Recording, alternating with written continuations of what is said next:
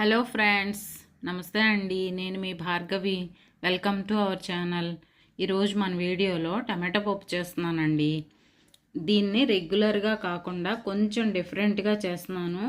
ఇలా చేయడం వల్ల టేస్ట్ అనేది చాలా బాగుంటుందండి. దీనికోసం నేను కందిపప్పు 1-2 సార్లు కడిగేసి ఒక అరగంట నానపెట్టానండి. దీన్ని ఇప్పుడు కుక్కర్లో పెట్టేసుకుందాం. ఈ పప్పుని కుక్కర్ ప్రెషర్ తగ్గిందండి.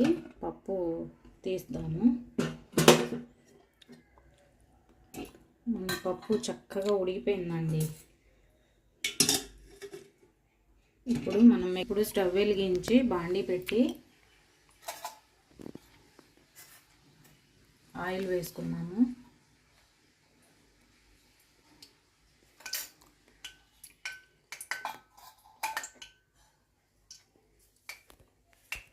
ఆయిల్ హీట్ ఎక్కిందండి. కొద్దిగా మెంతులు వేస్తున్నాను. పప్పులో ఇవి చాలా బాగుంటాయి.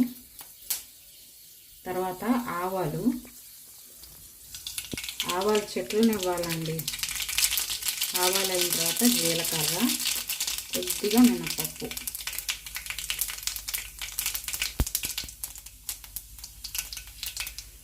ఇవి బాగా వేగినాయండి. ఇప్పుడు ఒక ఎండుమిరపకాయ వేస్తున్నాను.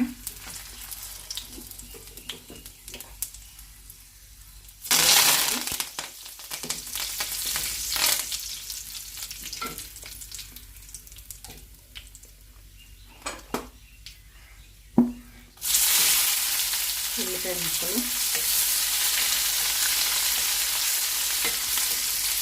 ఉల్లిపాయ బాగా వేగాల్సిన అవసరం లేదండి. కొద్దిగా కలర్ చేంజ్ అయితే సరిపోద్ది.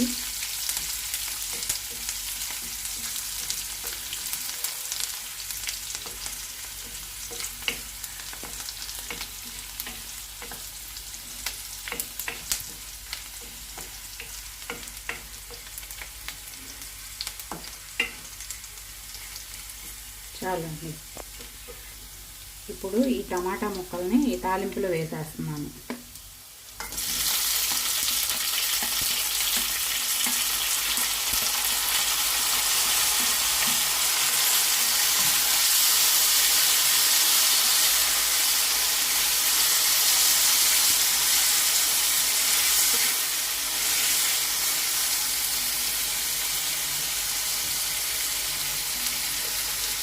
దీంట్లో కొద్దిగా పసుపు,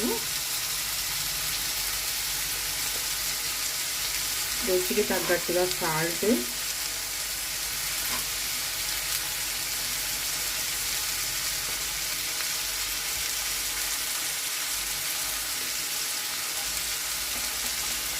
కారం,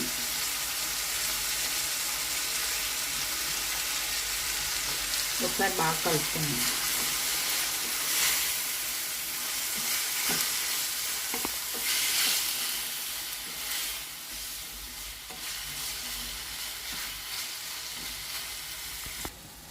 టమాటాలు ఈ ఆయిల్లో మగ్గేలాగా ఉంటే కనుక ఇలా మగ్గించేసుకోవచ్చండి. లేకపోతే కనుక ఒక చిన్న గ్లాసు నీళ్లు పోసి ఉడికించుకోవాలంటే పులుపు ఉంటే వాటికి అవి ఆయిల్లో మగ్గిపోతాయి. పులుపు తక్కువగా ఉంటే టమాటా అనేది మగ్గదు. మనం బజార్లో తెచ్చుకునే వాళ్ళ రేపు ఉడకట్లేదు కదండి. అందుకని ఒక చిన్న గ్లాస్ వాటర్ పోసుకొని మగ్గించుకుందాం. ఇదిగోండి, నేను చిన్న గ్లాస్ వాటర్ పోస్తున్నాను. వీటిని ఆ నీళ్ళు ఎగిరేదాకా మగ్గనిద్దాం.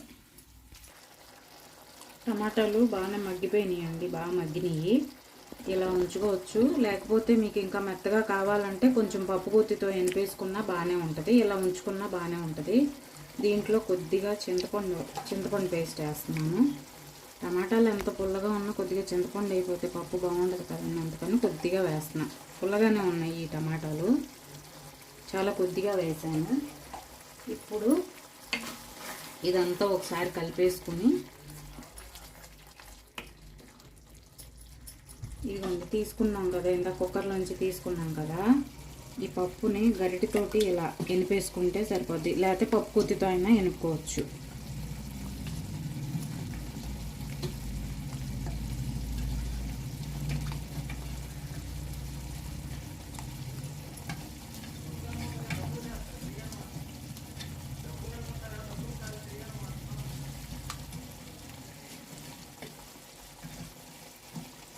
ఇది. దీన్ని ఇప్పుడు తీసుకొచ్చి దీంట్లో వేసేసుకున్నాం, ఈ టమాటా పేస్ట్లో వేసేసుకున్నాం.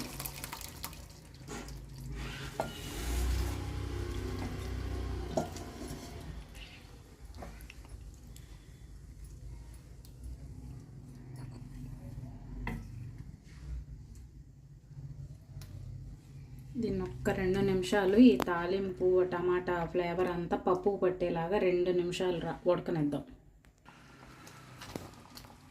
ఇంతేనండి, మన పప్పు రెడీ అయిపోయింది. ఇలా ఈ టమాటా పప్పు కొంచెం ఇలా పలచగా ఉంటేనే బాగుంటుందండి. నేనైతే ఇలా స్టవ్ ఆఫ్ చేసేస్తున్నాను. ఇంకొంచెం ఇంకా గట్టిగా కావాలంటే ఇంకొంచెం సేపు స్టవ్ మీద ఉంచుకోండి. నేనైతే స్టవ్ ఆఫ్ చేసేస్తున్నాను. అంతేనండి, మన టేస్టీ టమాటా పప్పు. దీన్ని డిష్ అవుట్ చేసేసుకుందాం. ఈ ప్రాసెస్లో మీరు కూడా ఈ పప్పు రెడీ చేసుకుని టేస్ట్ చేసి ఎలా వచ్చిందో నాకు కామెంట్స్ చేయండి ఫ్రెండ్స్. థ్యాంక్స్.